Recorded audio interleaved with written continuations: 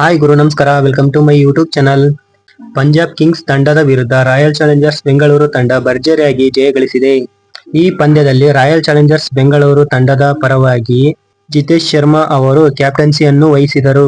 ಇನ್ನು ವೆಂಕಟೇಶ್ ಅಯ್ಯರ್ ಅವರ ಅಬ್ಬರದ ಆಟಕ್ಕೆ ದಂಗಾದ ಪಂಜಾಬ್ ಕಿಂಗ್ಸ್ ತಂಡ.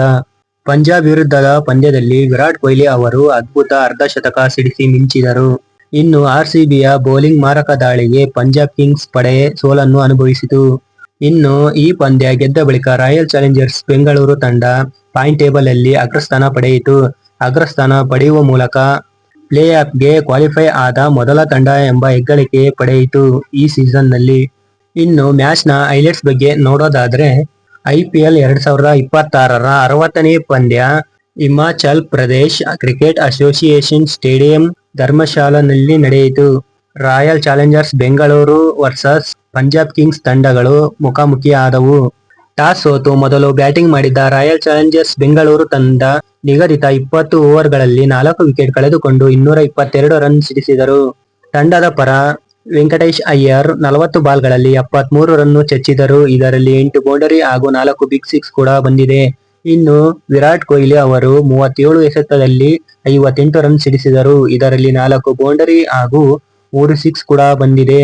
ಇನ್ನು ಕನ್ನಡಿಗ ದೇವದತ್ ಪಡಿಕ್ಕಲ್ ಕೂಡ 25 ಬಾಲ್ಗಳಲ್ಲಿ 45 ರನ್ ಸಿಡಿಸಿ ಮಿಂಚಿದರು. ಇದರಲ್ಲಿ 4 ಬೌಂಡರಿ ಹಾಗೂ 3 ಬಿಗ್ ಸಿಕ್ಸ್ ಕೂಡ ಬಂದಿದೆ. ಟಿಮ್ ಡೇವಿಡ್ ಕೇವಲ 12 ಬಾಲ್ಗಳಲ್ಲಿ 28 ರನ್ ಸಿಡಿಸಿದರು. ಇದರಲ್ಲಿ 2 ಬೌಂಡರಿ ಹಾಗೂ 2 ಸಿಕ್ಸ್ ಕೂಡ ಬಂದಿದೆ. ಇನ್ನು ಜೋಕೋಬ್ ಬೆಥೆಲ್ 11 ರನ್ ಸಿಡಿಸಿದರು. ಇದರಲ್ಲಿ 2 ಬೌಂಡರಿ ಮಾತ್ರ ಬಂದಿದೆ. ಇತ್ತ ಹರ್ಪ್ರೀತ್ ಬ್ರಾರ್ 2 ವಿಕೆಟ್ ಪಡೆದರು. ಹಾಗೆ ಹರ್ಷದೀಪ್ ಸಿಂಗ್, ಯುಜ್ವೇಂದ್ರ ಚಹಲ್ ತಲಾ 1 ವಿಕೆಟ್ ಪಡೆದರು. ಪಂಜಾಬ್ ಕಿಂಗ್ಸ್ ತಂಡಕ್ಕೆ 223 ರನ್ಗಳ ಟಾರ್ಗೆಟ್ ಅನ್ನು ನೀಡಿತು. ಈ ಟಾರ್ಗೆಟ್ ಅನ್ನು ಬೆನ್ನಟ್ಟಿದ ಪಂಜಾಬ್ ಕಿಂಗ್ಸ್ ತಂಡ ನಿಗದಿತ 20 ಓವರ್ಗಳಲ್ಲಿ 8 ವಿಕೆಟ್ ಕಳೆದುಕೊಂಡು 199 ರನ್ ಸಿಡಿಸಿ ಸೋಲನ್ನು ಒಪ್ಪಿಕೊಂಡಿತು. ತಂಡದ ಪರ ಶಶಾಂಕ್ ಸಿಂಗ್ ಕೇವಲ 27 ಬಾಲ್ಗಳಲ್ಲಿ 56 ರನ್ ಸಿಡಿಸಿದರು. ಇದರಲ್ಲಿ 4 ಬೌಂಡರಿ ಹಾಗೂ 4 ಸಿಕ್ಸ್ ಕೂಡ ಬಂದಿದೆ. ಇನ್ನು ಮಾರ್ಕಸ್ ಸ್ಟೋಯ್ನಿಸ್ 25 ಬಾಲ್ಗಳಲ್ಲಿ 37 ರನ್ ಸಿಡಿಸಿದರು. ಇದರಲ್ಲಿ 5 ಬೌಂಡರಿ ಮಾತ್ರ ಬಂದಿದೆ. ಹಾಗೆ ಸೂರ್ಯವಂಶ್ ಶೆಡ್ಗೆ 22 ಬಾಲ್ಗಳಲ್ಲಿ 35 ರನ್ ಸಿಡಿಸಿದರು. ಇದರಲ್ಲಿ 2 ಬೌಂಡರಿ ಹಾಗೂ 2 ಸಿಕ್ಸ್ ಕೂಡ ಬಂದಿದೆ. ಹಾಗೆಯೇ ಕೂಪರ್ ಕೊಹ್ಲಿ ಕೂಡ 22 ಎಸೆತದಲ್ಲಿ 37 ರನ್ ಸಿಡಿಸಿದರು. ಇದರಲ್ಲಿ 3 ಬೌಂಡರಿ ಹಾಗೂ 3 ಸಿಕ್ಸ್ ಕೂಡ ಬಂದಿದೆ.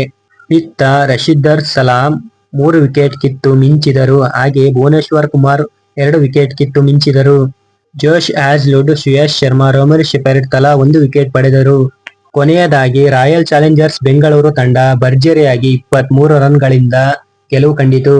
ಈ ಪಂದ್ಯ ಗೆಲ್ಲುವ ಮೂಲಕ ಈ ಸೀಸನ್ ನಲ್ಲಿ ಕ್ವಾಲಿಫೈ ಆದ ಮೊದಲ ತಂಡ ಎಂಬ ಹೆಗ್ಗಳಿಕೆಗೆ ಪಾತ್ರವಾಯಿತು.